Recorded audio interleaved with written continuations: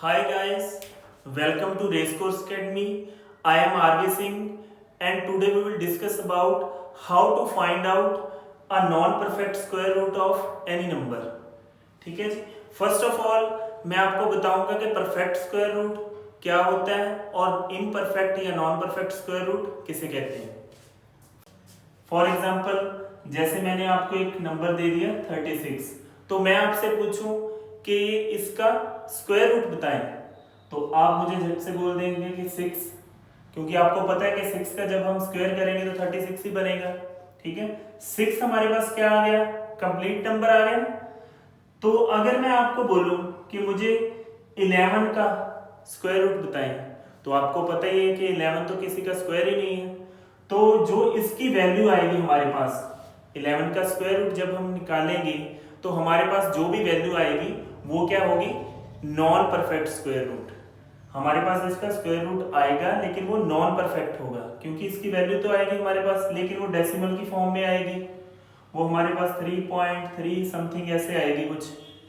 ठीक है, इसको हम बोलेंगे नॉन परफेक्ट। ये हमारे पास कंप्लीट वैल्यू है, ये है परफेक्ट स्क्वायर रूट। तो अब मैं आपको बताऊंगा कि how we can find out imperfect square root of any number within a seconds.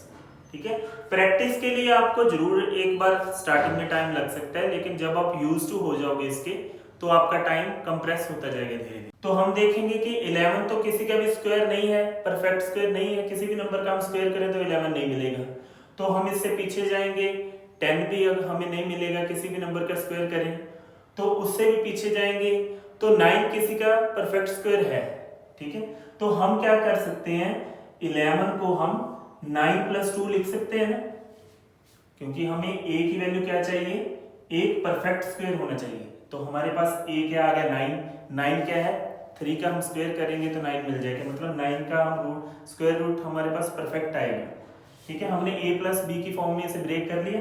तो अब हम हमारा नेक्स्ट स्टेप, ठीक है, अब हमारे पास क्या है, रूट 9 यहाँ पे पुट करेंगे।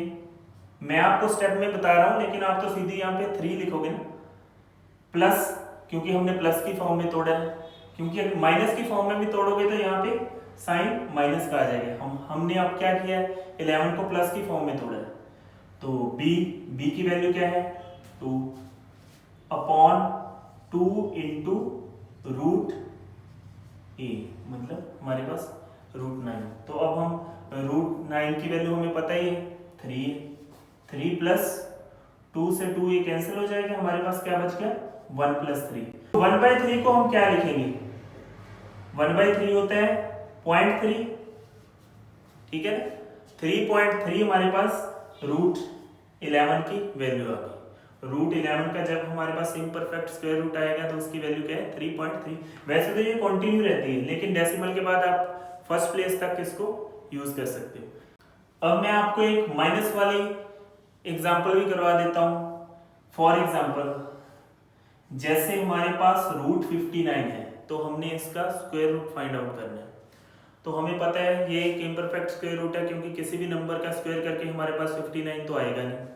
ठीक है, तो हम देखेंगे इसके करीब कौन सा नंबर है जो एक परफेक्ट स्क्वायर है। तो हम इससे आगे चले जाएंगे, 60 नहीं है, 61 वो भी नहीं है, 2 3 4 है, क्योंकि 64 8 का स्क्वायर होता है ना, तो 64 ऐसा नंबर है जिसका परफेक्ट स्क्वायर रूट होता है। अब हमने 59 को a - b की फॉर्म में ब्रेक कर लिया। यहाँ पे भी हमारा a है, जो मैंने पहले भी बोला था पिछली एग्जांपल में भी, जो a की वैल्यू है वो एक परफेक्ट स्क्वायर होनी चाहिए। तो यहाँ पे 64 भी क्या है, परफेक्ट स्क्वायर है। तो हमारे पास 64 - 5 की फॉर्म में आ गया। तो अब हम क्या करेंगे,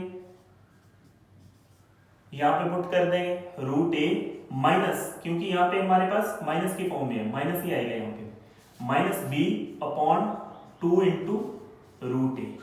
तो यहाँ पे मैं आपको बताने के लिए लिख रहा हूं ताकि आप पजल ना हो। आप तो सीधा यहाँ पे 8 ही लिखोगे, क्योंकि तभी तो टाइम कम लगेगा जब आपकी प्रैक्टिस होगी तो।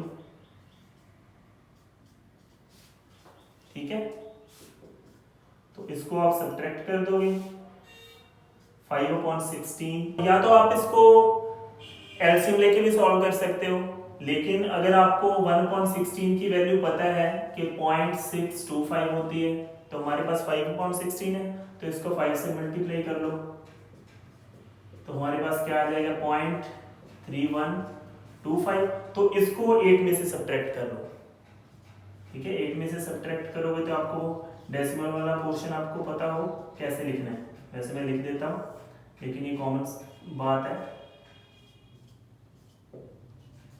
ये हमारा आंसर आ जाएगा। ये हमारे पास 7.6875, ये क्या है √59 की वैल्यू, इसका इम्परफेक्ट स्क्वायर है। आपको वैसे डेसिमल के बाद फर्स्ट प्लेस तक या सेकंड प्लेस तक यहीं तक वैल्यू चाहिए होती है आगे। तो अब ये हमारे पास √59 का इम्परफेक्ट स्क्वायर रूट हमारे पास आ गया है 7.6875, ठीक है। आपको ये मेथड थोड़ा सा लेंथी लग सकता है, क्योंकि मैंने आपको जब एक्सप्लेन किया तो मैंने तो स्टेप बाय स्टेप किया है। तो जब आप इसको प्रैक्टिस में लेके आओगे तब आपका जो टाइम है कम से कम लगेगा, विद इन सेकेंड्स आप इसको कर पाओगे। तो अगर आपको इस मेथड के रिगार्डिंग कोई भी क्वेरी हो तो मुझे आप कमेंट बॉक्स में मैसेज कर सकते हो, टेक्स्ट कर सकते हो। So thank you and have a nice day. तो हम मिलते हैं आप अगली वीडियो में किसी नए टॉपिक के साथ।